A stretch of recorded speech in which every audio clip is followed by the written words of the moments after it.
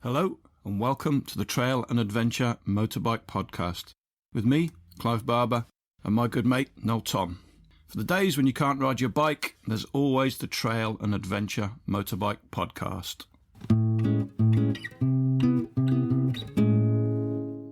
Welcome back to the second part of the Trailside First Aid Podcast with Ollie Moto. We jumped straight into pain relief and then got on to some of the more common motorcycle injuries and how to deal with those from a first aid perspective. Hopefully you enjoyed the first episode and you're back for more. It's good stuff, this. Don't forget, get yourself some proper first aid training. At the moment, we've talked about loads of are people really injured and dying and stuff. Your mate has a crash and he's broke his leg. Don't forget to give some pain relief. So if you've got some paracetamol on you, the earlier you give them something like that, paracetamol you can tend to give to most people. Something like paracetamol, even just oral paracetamol, it's really good. It will help prolong pain relief. We chatted about this the other day, didn't we? Because I can't remember if it was you I was talking to or somebody else, but obviously the normal dose of a paracetamol is 2 tablets, right? Yeah. Which, if you've broken your leg or, your collarbone, isn't really going to dent the pain, is it? Can you give more paracetamol to somebody? I'm going to move close to the mic here and say no. Do you know what? I had 4 ibuprofen today because I had a headache. Was that not the right thing to do? No. Had you eaten some food beforehand? Yeah, I'd had some toast. Even I know that's bad. Don't ever give more than what's on the packet. It doesn't work like that, painkillers. So to put that context onto that, I can give IV paracetamol, so into people's veins, and I give exactly the same dose. So 2 tablets is a gram of paracetamol, and the IV paracetamol I'd give someone is a gram of paracetamol. It just works a bit quicker because it's IV, so it's into their veins, so the body absorbs it quicker in simple terms. And to put context, so people think drugs like paracetamol and ibuprofen are useless drugs, or if anyone in America is listening, like acetaminophen is paracetamol. They think they're rubbish drugs because you can buy them at the shop, but they're actually really good drugs. Caution, so like ibuprofen, you need to have a full stomach or you can cause yourself problems. But they're great drugs. I can give oral paracetamol to people, and I have done as a paramedic because they do work. So don't discount them. Just pop 2. If you fall off your bike and you break your arm, take 2 paracetamol. It's going to help you out in the long term. And if I give someone IV paracetamol, their pain score comes all the way down. So how much pain they say they're in will come down quite a lot. I've always thought paracetamol and ibuprofen are just one of the 2 drugs that actually do work. I've taken so many other drugs for nausea and all kinds of things in my life that have done very, very little. They're the only 2 that seem to be guaranteed to do exactly what they promised to do. And they're really good drugs. We carry them on the helicopter, and they're different drugs. They're both analgesic drugs. So analgesia. They work differently. So you can take them at the same time, 2 paracetamol and 2 ibuprofen if you wanted. I sometimes take paracetamol before I go out on my bike, just in case. Aches and pains. Preemptive medication. Prophylactic, yeah. You've got a triangular bandage around your neck. You've got a tourniquet around your arm. I'm really hoping that came across in some sort of logical context. It's hard to do it on a podcast. But let's summarise that bit, and then I'm going to get another beer, and then we'll carry on. So, right, talk to me. Right, primary survey then. What's the acronym, Noel, for the primary survey? Noel? Doctor ABC. Nearly. So doctors. Doctors ABC. Yeah, and don't forget with an extra C. The little C. Doctors CABC. So what's the D, Clive? It's danger. Make sure there's no danger. You can cross the road safely. You're in a safe position. Yeah, exactly. And the patient as well. So if they're face down in a ditch full of water, then obviously get them out of the water. The R's for responses, just get an idea of the response. What's the S, Noel? Was the S for safety?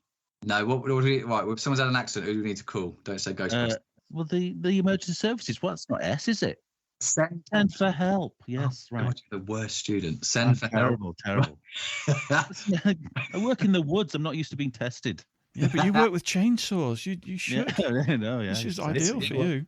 The next one, I was going to ask Clive, but you can have the next one then, Noel. So, because if you work with chainsaws, what's the little C that we talked about a lot?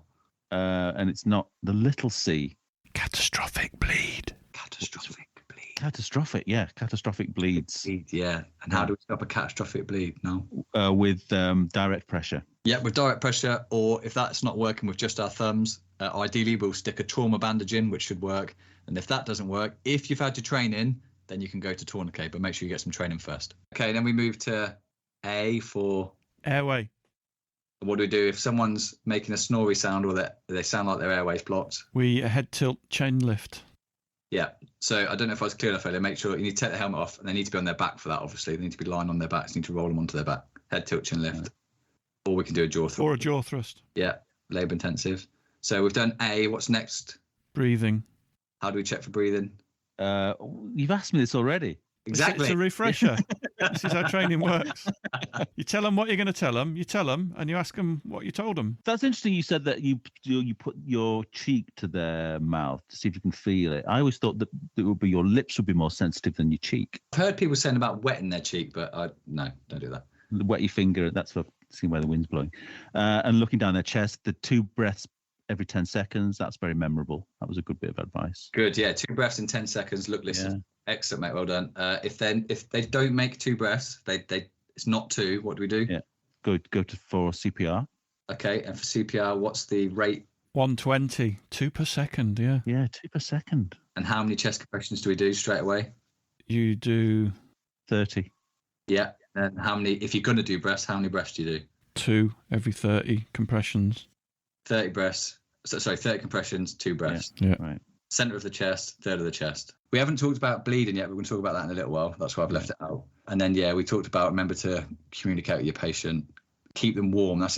We covered it briefly, but actually it's a really important point. Is keeping the patient warm. If you're not in a hospital, anything before the hospital is called pre-hospital medicine. There's a lot of pre-hospital medicine, medical studies, all about hypothermia and keeping patients warm. And a lot of them say that you'll never warm a patient up unless, like a properly cold patient, you'll never properly warm them up unless they're in hospital with all the stuff they can do, like big warming blankets and stuff. But you just want to stop them from getting cold. So insulate them from the ground, wrap them up in something. You want to keep them properly hot. And to put context on that, because I want to lean on this a little bit more, when I'm in my helicopter, we wear immersion suits, which are quite warm.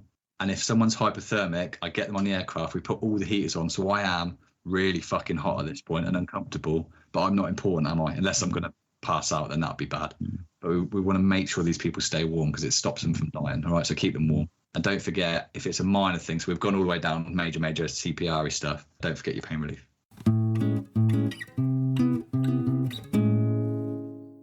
Right, we spoke about lots of very in-depth medicine for ages. So I'll tell you some bike stories. So, I can tell you about my injuries. I don't think Noel's ever had any, but I can tell you about mine if you want. Yeah, go on then. Go on, you jump in. I have had one very significant, one quite significant motorcycle accidents. First one was when I was 16 on an FS1E, not really looking where I was going. Somebody parked their car on the road ridiculously. And as I'm riding along towards the car at 28 miles an hour, not looking where I'm going, suddenly realise I'm going to smack into the back of this car, tried to avoid it, and I did avoid it with my motorcycle, but not with my leg. So it snapped my two shin bones, whatever they are called, clean in half. Very clean break, both bones. Didn't feel it when I did it. Went to stand up, and obviously the bone pierced the skin where my calf took the weight of where my foot should have been, and obviously I fell over straight away. And then it really started to sting. That was really nasty, really, really horrible. And do you know what I wanted to do? Basically, there was an off-duty copper came along, and he just said to me, sat me down, he did all the calm voice talk to me, and he said, "What would you like me to do?" And I went, "I'd just like you to hold my foot still, because the bone keeps clicking," and that's really, really, really horrible. And unfortunately, it was in a city, so the ambulance was there really quickly. And then the second one was got my wheel in a big, what are they called, wadis? Anyway, crack in the ground in Morocco. Wheel went in. It was about 4 foot deep. Tried to get the front wheel up to get out of it. Didn't make it. Went over the handlebars. Landed on my shoulder. Didn't break my collarbone, but it ripped all the tendons off the end of the collarbone. That really stung. That was quite funny because I went to the nearest hospital in Morocco. Was 4 hours away. Bumpy 4x4 ride back to the nearest hospital, which was closed. But then they knew where the doctor lived. They rang him up. He came in, did an x-ray. It was one of these old enamelled x-ray machines. He just came out and went, "No, it's fine, nothing's broken." And I'm thinking, there's a bone sticking up there. Something's definitely not right. But no, nothing's broken. I mean, what do I do then? He just went, just leave it in a sling for a bit until it stops hurting. 2 paracetamol. I might have had 4 that day as a treat. But obviously I know now not to do that. Came home, and funnily enough, he was dead right, actually. They went, "Well, we can operate in a couple of years if it's still hurting." But yeah, effectively that's, once the pain's gone away, keep it moving kind of thing. And I decided after about a year, I had the surgery to reattach the tendons to the bone, and they cut the end of the bone off and reattached the tendons. And I remember saying to the doctor, "When can I ride my bike again?" He went, "Oh, straight away." I was like, Oh, right. He went, yeah, but don't fall off for about 3 months. I reckon Noel hasn't got any because he doesn't fall off. No, he does. We've got it on video. He fell off. Mine was the last time I fell off. It was, I remember it well, it was 1986. And I was riding up on the fell near where I live, and it was just open fell land. And I had a camera bag. I had a rucksack on my back, but it had all my camera gear in it. And as I started to fall off or go over the handlebars for some reason, because I was on a trial bike, it was all sort of lots of peat bog. My only concern was to not land on my camera gear. So I landed very awkwardly and broke my collarbone. But then I had to ride back. I was kind of like an hour and a half into this ride on a trial bike, and I had to do the hour and a half back with a broken collarbone, which was a little bit painful. But that's been my only injury on a bike and my only fall, apart from that muddy one in Spain, but no injury. Did you take paracetamol or fall? I didn't. No, never thought. Clear this up because people are going to get confused in this podcast. 2 paracetamol, no more. So yeah, that's it. That's it. I've never broken a bone. I've only ever broken a collarbone. That's it. Have you had bad accidents, Ollie, on your bike? So I've fallen off a lot because if you ride off road, you do, don't you? So if you go to YouTube and type in Ollie Moto and then type in how not to trail ride, there's a video of me breaking my shoulder. That's such a rubbish crash as well. So my theory with crashes is the faster you go and the more you get away with it because you just slide and you don't hit. So I was going really slow and I fell off on chalk. Chalk is my nemesis. I landed on my left shoulder and I had what is called an anterior dislocation. So my arm rolled forwards. So my arm, if you grab hold of your arm and roll it forwards, it did that. So I put it back in. It came out 2 more. It's all on video. It came out 2 more times trying to pick my bike up because when you stretch, oh my god, then they're weak. But basically, and then I rode for the rest of the day because I'm an idiot. I should have stopped. My advice is stop, go home, get a scan. That's my advice for everybody. So you dislocated your shoulder? I dislocated it. So your shoulder is a ball and socket joint, isn't it? Yeah. So where the ball had come out of the front of the socket, it snapped the corner of the socket off. Obviously, I didn't know this. So then for the next 2 weeks, I went back to work. I was dangling under helicopters with it. Yeah. Because it wasn't that, but generally it wasn't very painful. It was at the time, but afterwards it was just a niggle. What does it feel like to dislocate your shoulder? That one wasn't that bad because it was just an easy dislocation. If you see the ones where people have their arms wrapped up around their necks, then they haven't dealt with a lot of those. They're very painful for people. But is it a really intense pain or a stinging pain? It's just an intense. For the people I've treated, it's an intense pain that if you move it 0.5 millimeter, they'll squeal. So they just get still until it gets put back in. But my advice for anyone who dislocates their shoulder or thinks they've dislocated or falls off and thinks they might have broken anything, exactly as Clive did, the first thing you should do, this is Ollie the medic talking, go to hospital or go to a miner's unit and get a scan, get an x-ray, because twice now I've broken bones and twice I've delayed getting an x-ray because I'm an idiot and I think I know better, and it's caused problems in healing. So just go and get a scan check. But I've seen, my point of asking what injuries I had is because this should be relevant to biking. I go on a lot of adventures, Ollie Moto, on YouTube, have a look. And on every major adventure I've been on, and by major I mean like the big ones abroad, somebody's hurt themselves. So, well, I remember asking you about this on a previous podcast, and you said it follows you around like a dark cloud. Of course, we spoke about this. Yeah. I'm not trying to repeat myself. Yeah. So no, it does. So yeah, Road to Morocco. The episode 9 is called Ankle. Hey, funny enough, someone hurts their ankle in that one. Alan, and he takes 6 ibuprofen. Tries to blame me for it. No, I only told you to take 2. And then common misconception, you see. Road to Hat. I can't remember what episode, but Gav fell off and hurt himself. And Road to Morocco again, someone hurt themselves. Like we came across a big bus accident where loads of people have been slung down the mountainside. I always come across injuries. In fact, this French one we didn't, which was good. But bike is dangerous. I'd never say not bike, but people just need to remember it is risky what we do in that bike. Yeah. Mainly because car drivers are idiots and they knock us off. But so it is worthwhile learning this stuff because it's quite easy to fall off and hurt yourself. Yeah. Before we get back into it, I've got some questions from our Patreon people. Oh, you've got questions, have you? Yeah. Some of them aren't entirely serious. You'll like this one. You'll like this one because it'll give you a chance to tell us about your professional medical stuff. Is there any recommended off-the-shelf first aid kit he'd recommend to get to carry on a motorcycle? The short answer is no, but the reason for that is, and this isn't meant to be a self-plug by any means, is there's a lot of... Well, I was giving you an opportunity to self-plug, so take it. I will plug a bit. So if people don't know, through my company, I sell first aid kits. The Motorcycle News dispatch team use my first aid kits, etc., and I sell stuff in different worlds. I help out different people doing things. But, well, the reason I'd like to get more into the bike scene is because I don't think there's a very good first aid kit on the market at the moment. and this genuinely isn't me trying to get sales for myself, because this isn't my income, but my main income. But a lot of the first aid kits you'll find, the problem with them is they're not very suitable. So you might go to Boots and get yourself an adventure kit, and you'll find that it's probably just full of a lot of bandages. They bulk stuff out of bandages because people go, wow, it's got loads of bandages in it, but it's not that useful. There are some motorbike first aid kits, and I'm not going to mention any of them. You can try and find them yourselves. And the reason I'm not mentioning them is because I don't think they're very good. In the fact that they're very expensive, and yeah, businesses have got to make money, but they fall into two categories for me. They're either full of superfluous rubbish, which is normally bandages, or they've got really like glossy looking packaging and stuff, so you think, oh wow, this looks cool, but actually they're not very useful. So I am developing one, yeah. So I could tell you one right now, but I just trying to find the right bag for it. But I mean, it's a good one for your listeners. If people are genuinely interested in me bringing a first aid kit to the market, I was hoping to do it elsewhere, but it didn't quite go to plan with some other people. But I'd like to get a first aid kit on the market, and I'm not looking to make loads of profit on this. That's just useful for people. So I could look into it. It's a bit of work for me, so if there's genuine interest, then I'll definitely do it and get one brought out. But you've got to crowdfund this, Ollie. This sounds brilliant. Honestly, if people want a first aid kit, I've been asked for this a lot, but you know, it takes a lot of time and effort to sort this stuff out. But if people want one, I can definitely crowdfund and get one brought out. Like I said, I don't want to get company politics there. I tried to do this before and it didn't quite go to plan, because when money gets involved in things, it can all get a bit funny kind of. But I want to get a good product on the market. As the medic that I am, I want people to look after themselves, and that being able to look after yourselves comes with A, knowledge. Go and get yourself some decent training. I can also offer that if you need it, or go and do a biker down or something.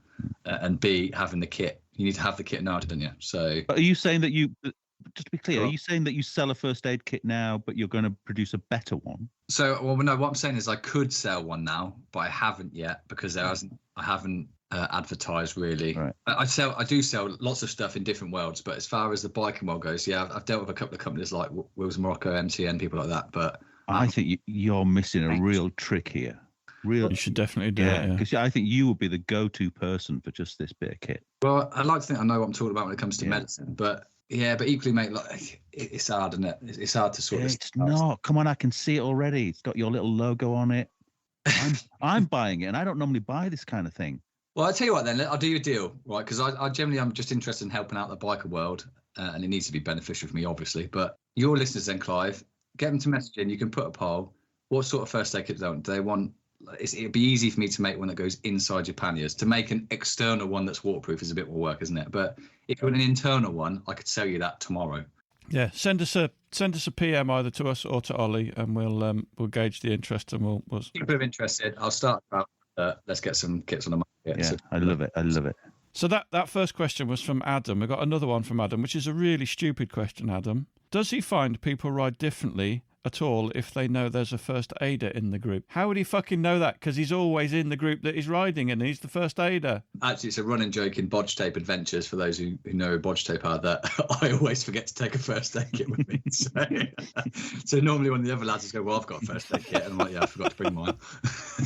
All right, there's another great question from Adam. Obviously, small bikes weighing less allows you to carry more first aid essentials. But if you're misguided enough to ride a big bike on the trails, what items can you remove from your first aid kit to compensate for their ludicrous weight? Well, you've just answered that. You just forget to take your first aid kit at all, don't you? Yeah, I forget to take mine, but that question's a load of bollocks, isn't it? Because big bikes, you can put more on. More on, yeah. Clever use of the word. Yeah, more on. More on. Yeah, ride a big bike, more on. Which Adam was that, by the way? Because we know. Oh, guess. Adam EF. Yeah, of course it is. Hey, Adam EF. How you doing, mate? Yeah. I think it's Adam F, actually, because his surname begins with an F. Yeah, Adam F. Okay, there's one from Christian, slightly more sensible question. What are some items that could be included in a toolkit, as in bike toolkit, that also might help with first aid, e.g. duct tape, zip ties, tyre irons for a splint, etc.? Bike is all about carrying things that have got multi-uses, haven't they? So duct tape and stuff can be good, or it might be handy, but I know of people that have used spanners as splints. That's a thing, isn't it? So tyre iron for a long arm splint, perfect. If you cut your finger and you use a size 8 little spanner, that would be perfect, wouldn't it? With obviously wrapping some tape around it. Could duct tape not be used as a tourniquet? Yeah, you wouldn't get it tight enough. Would you not? So tourniquets, when you're putting, I've intentionally not gone into detail on how to fit a tourniquet because I don't want people to get the wrong impression that they're now. No, but there's a clue there. Yeah. But saying that. Yeah, but you need tourniquets go on really. So soldiers in Afghanistan who got their legs blown off and their limbs blown off, which is obviously very unfortunate.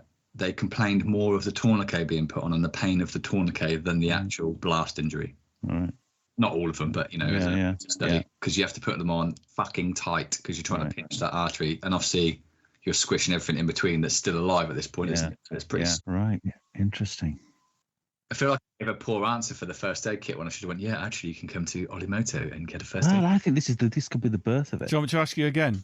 Well, I don't know what to say. But yeah, just say yes. I'm going to get one out. I'm in the process of doing one. Ask me again. No, that was interesting. I think they keep that in. That was an interesting conversation about that. I'm amazed, Ollie. You know, to me, it just seems so obvious that is something. It's really obvious. So, is there any recommended off-the-shelf first aid kit he'd recommend to get to carry on a motorcycle? Well, we've sort of covered that. The ones that are all right, I'm just going to... You just asked me to ask you again so you can say, yeah, I've got one. Oh, hang on. I thought you asked me a different How question. pissed are you? You just said no. Well, he said no. We've done. Ask me again. Ask me again. You're right, Ollie. You're absolutely right. Is there any recommended off-the-shelf first aid kit he'd recommend? He's the first one. Yeah, he's the first.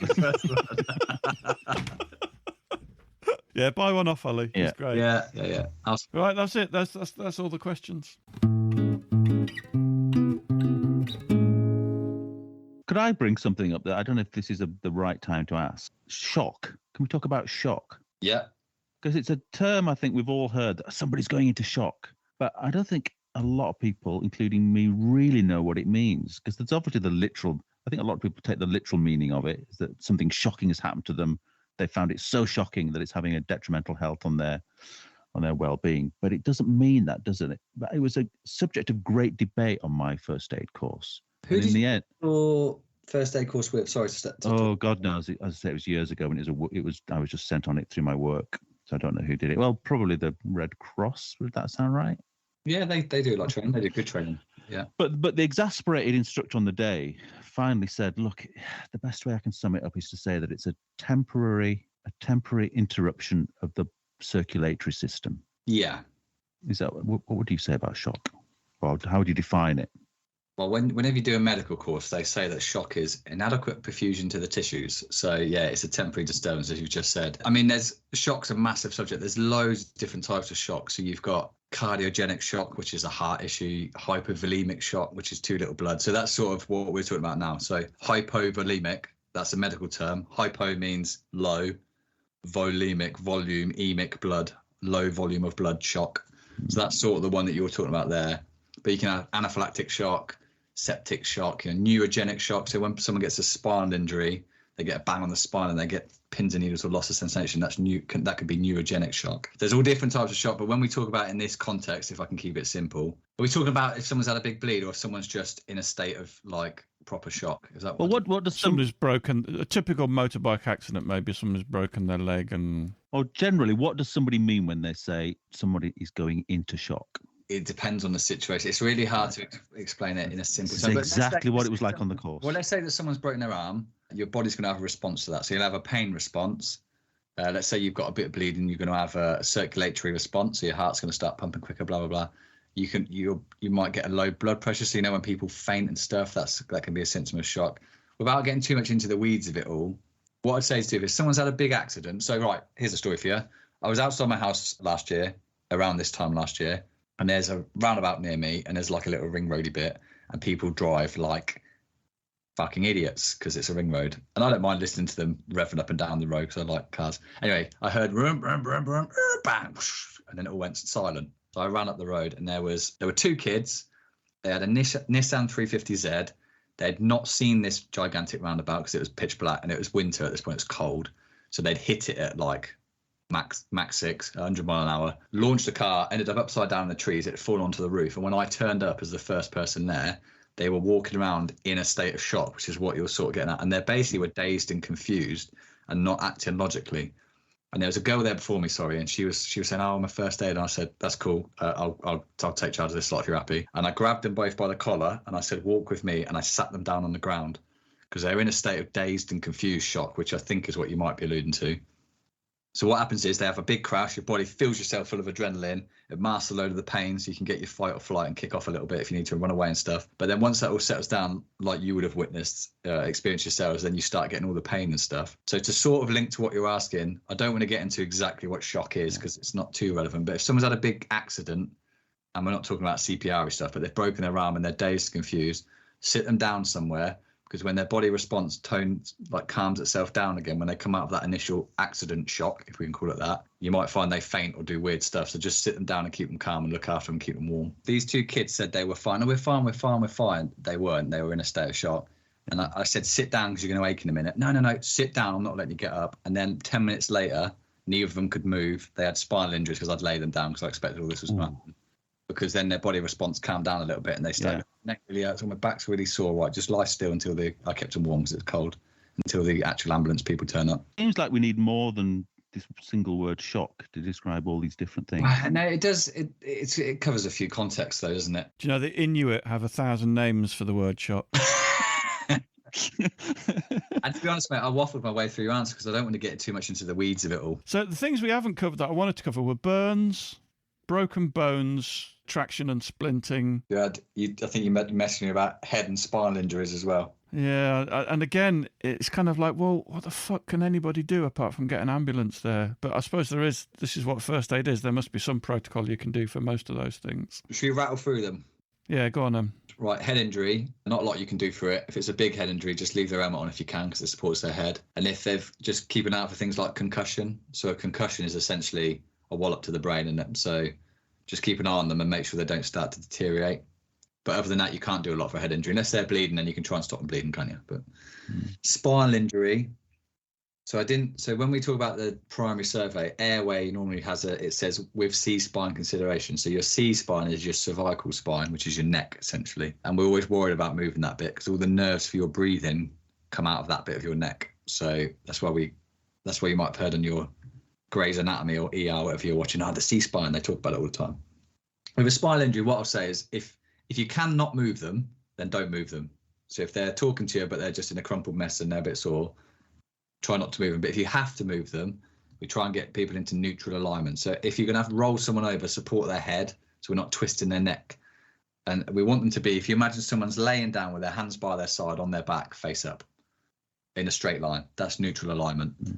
But essentially, don't move them unless you have to, unless you really have to, especially if you think they've got a spinal injury, okay? Because we need to be careful of their spines. I mean, should we always assume that somebody who's fallen off in front of us, and if they've somersaulted and gone through a full TT thing, we should assume that there is a spinal injury? Yeah, you'd imagine them to have some sort of spinal injury. Okay. But like I said, but that's just a consideration, spinal stuff. If they're not breathing, if their airways occluded, if they're bleeding, if you need to do CPR, then you do all of that stuff and ignore the spine. Right. You can try and roll them gently if that makes sense. But fractures, so if someone breaks their arm, if it's a closed fracture, and what that means is that the bone's still inside, there's no, like you talked about, your tib fib break, your lower break where your bone came out. If it's still inside the arm or the leg, you'll find with fractures, people will hold their fracture where it's comfy for them. So if you can strap it to keep it in that position with a triangular bandage or just some Velcro straps, or just get them to hold it, fine, just don't move it. Just all you want to do is check that there's still blood. So I don't know if you remember from baby first aid courses, you'll put someone in a triangular sling, then they'll get you to squeeze their fingernail to see if the blood comes back, like little things like that. If it's an open fracture, so the bones come out of the skin, then we need to be really concerned about infection. Now, it's not like you can do on a bike unless you've got a first aid kit, but you can dress it. So if you open a bandage packet, the inside of that packet is sterile, isn't it? So if you open it neatly and not touch it, then you can put the sterile bit around the wound to try and stop shit getting in, and then tape it up or whatever to just try and keep it. Because that's what plasters and bandages are all about. It's just keeping the wound clean, isn't it, really? Yeah, because we really worry about infection, especially fracture. So if you've got an open fracture and a bone split and the bone marrow's showing, I'm trying to use basic terms here, then we really worry about infection. And as a paramedic, you'll give someone an antibiotic straight away on scene or on the way to hospital to try and, because there's studies that show that helps them out in the long run. What about that wound wash stuff that I've got that's been in my bag for 6 months? What's it look like? Iodine stuff, is it? No, it's like a spray. So that's for little wounds. If someone's got a broken fracture, a open fracture, don't be squirting that stuff on. But if they've got a little tiny wound, then yeah, that's just like an antiseptic, isn't it? So something Noel was saying before you joined on the call. So he's assumed since he was a child that plasters have some kind of magical ability to. That's a lie. And secondly, I'm very anti-plaster. I always think putting a plaster on something is just going to slow down its healing. I'm all about exposing it to the air. Well, it depends. So plaster can stop a bleed because it helps promote clotting because it's like a bit of direct pressure, isn't it? So it is magic. It's magic. It's got magic stuff in it. But then equally, so what I'll do is if I've got a cut, I'll put a plaster on it. Or if I'm in the garage, I'll just get a bit of masking tape and wrap it on. And then once it's clotted, I'll take it off and let it breathe because then it's going to dry out and heal. But You have to kiss the plaster as well, then it works better. yeah. So blood doesn't clot better when it's exposed to air. It's not about the air. Nothing to do with air. Not really. If you want something in the way, like a bit of pressure on it. Okay. I'm trying to keep it simple. Yeah. Right. So that's fractures. So just try not to move people's broken bones around because, like I said, it really hurts. So just keep it still. And then what do we want to give them if they're in pain? 2 paracetamol, no more. Yeah, I've said 2 paracetamol, but some sort of analgesia, some sort of pain relief. We haven't really talked about just normal wounds. So we're not talking about big bleeds now, but just little wounds. Just try and stop the bleeding and dress it like you would normally. We don't really wash out wounds anymore with water and stuff. So don't do that. Just dress them and stop more crap getting in. Pour whiskey over it. Whiskey in it, and warm a knife over a fire. We need to get onto snake bites as well in a minute. Yeah. And then burns. Yeah. So burns are a big one on bikes, aren't they? So burns, you want to cool them. So they say cool for 20 minutes, and that's. I mean, I don't know where you're going to get this when you're on your bike, but that's like lukewarm water, not cold water. So tepid water is what I'm trying to say. And you run it over because what the water's doing is carrying the heat away from the injury. So that's why you're supposed to do it for 20 minutes. And actually, if you burn, we're all terrible at this, but if you burn your finger on the oven, if you do actually run it under the tap for an actual 20 minutes, it will be better at the end of it. But what we all do is run it for a minute and go, that'll do. And then funnily enough, it still hurts, doesn't it? What you could do, what's good is burns, we really worry about infection again, because you've just damaged all of that skin. So it's open to the elements. So we tend to use cling film, actual cling film, but you don't wrap it round in a circle. And I'm saying all this stuff like you're going to be carrying on your bike. You might not have this stuff, but in case you did, you don't wrap it round because what the burns do, they swell. So if you've wrapped it round, you've essentially caused a tourniquet. What we do is we put like a strip.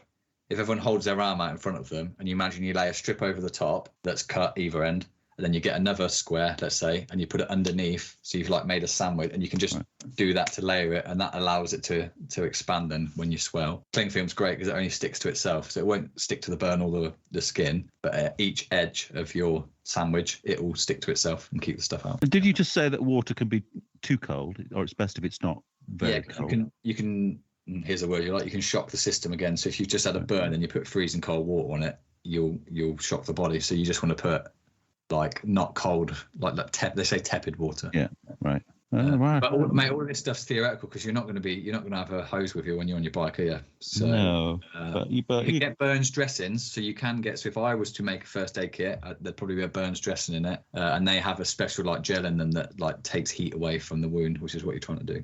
But if I burnt myself and I was near a stream and the stream had a pool of water and it had some little waterfall, it'd be best to put it under the waterfall rather than putting it in the still water.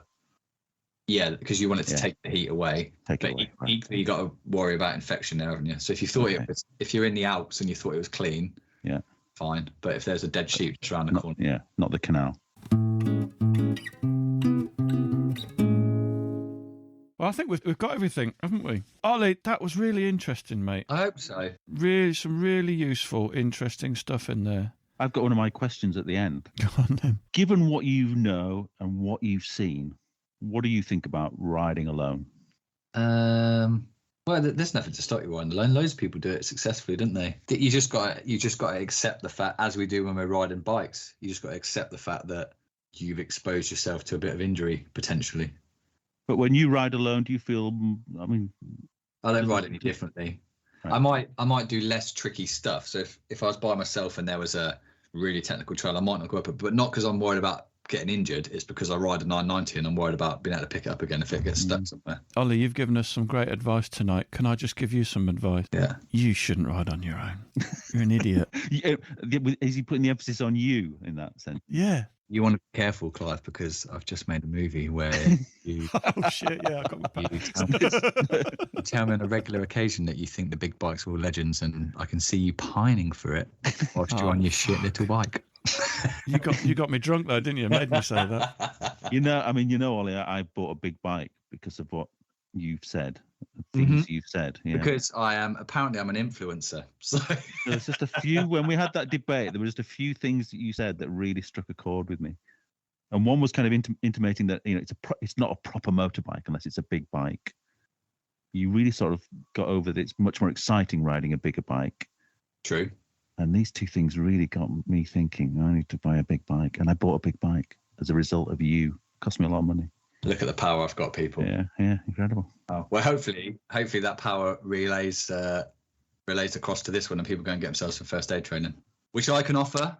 Yeah. You go to olliemoto.co.uk, or if you go to nicemedical.co.uk, which is my medical website. Nice is spelled Neece. Well, the TRF never approached you to do something like this. No, but you got to remember, I charge for my training, and what I was about to say is that I can give you very comprehensive training for whatever you might need first aid training for, if you so wish. And this is what I do a lot because I am an educator. But equally, I would highly recommend just type into Google, and Clive mentioned it, Biker Down, and it's Biker Down. At the end, there's normally an exclamation mark, but just type in Biker Down. They do them all around the country. They're free courses run by people that I've not done one myself, but I've heard they're very, very good, and what I've heard they teach seems like good stuff and relevant stuff. Mine was done by a bike riding paramedic. Yeah, exactly. So you don't know who's going to be doing it. So get yourself some training, because you don't need it till you need it, do you? And you don't want to be figuring this stuff out when you're, without sounding dramatic, when your mate's dying in front of you. You don't want to be remembering what Dr. SCABC is. You want to just do it, don't you?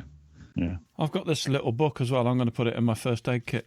Yeah. And carry it with me. Yeah. You can there's little first aid pamphlets you can buy. And who knows, if I was to develop a first aid kit for everyone, maybe I'll stick one in there. But they just give you the basics. So when you're panicking and trying to figure out what you're doing, it just gives you a bit of guidance. But I don't want people to, I hope this hasn't worried anyone. When you phone 999, they'll talk you through it. But you can't rely on a signal, surely. That's, No, you can't. But no. But equally, don't get yourself in too much of a tiz about it all, because they'll just say, do this, do that. But yeah, I hope someone found this useful. Oh, God, that was amazing. But normally we just give each other shit and talk about popping wheelies through the forest. But actually I've been going, you need to apply a bandage. Well, I think we've done a bit of both, haven't we? So it's all good. Clive once read out a lot of my Instagram posts back to me in that voice. and I tell you what, I've never forgotten it, because it really, next time you do an Instagram post, Ollie, read it back to yourself in that voice, because it really makes you reassess what you've written. That is such a good way to do it. Because honestly, some of them you will just delete, because you suddenly realise, oh yeah, that's a shit thing to say. Yeah, I sound really fucking boring. How do we end this? Do we need to? Well, you'll end it when you do your little bit at the end. You'll pick out a little bit where one of us sounds really foolish, and then it'll just finish. I think we'll finish by saying thank you very much. That was fascinating, and I hope really useful as well. And I think if nothing else, then it will encourage people to go and do a proper first aid course and to buy your first aid kit from Mr. Nice himself. Yep, I'm getting one. When I only found out you were doing this today, Ollie, and when I was told we were doing a first aid podcast, I was like, oh, for fuck's sake. What are we going to talk about? This is ridiculous. So when I found out you were coming, I was like, oh, fuck, this is great. Now it's going to turn from something shit to something fantastic. Well, when Clive said to me, we're going to do a first aid, I was like, oh, mate, really? Because I know this stuff, it feels boring to me. It's like if you speak about your job, you're probably like, oh. Yeah. Well, I'm sad now because I've got nothing else to tell you about. So, I mean, there's no reason to ever have me back on now. No, I can't think of one. We'll keep mentioning you. Look forward to the film, though. Yeah, well, I'm going to finish it now and do some voiceover now. As I've already said, a massive thanks to Ollie. I think that's really good stuff from him, and you never know, it might even save a life. So let us or him know if you would buy one of his trail bike specific first aid kits.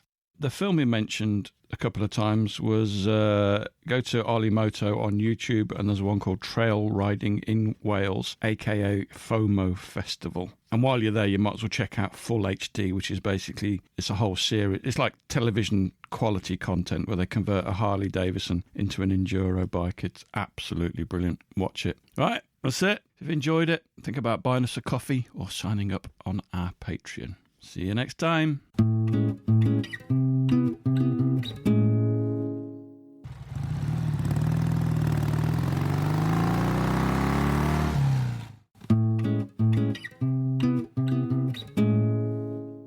Thanks for listening. We really appreciate your support. Don't forget you can follow us on Facebook and Instagram. And if you really appreciate what we do, you could consider supporting us on Patreon or buy us a coffee. Links are available on our website, which is tampodcast.com, tampodcast.com, where we also have a limited selection of branded stuff. But either way, please keep listening and spreading the word. See you next time.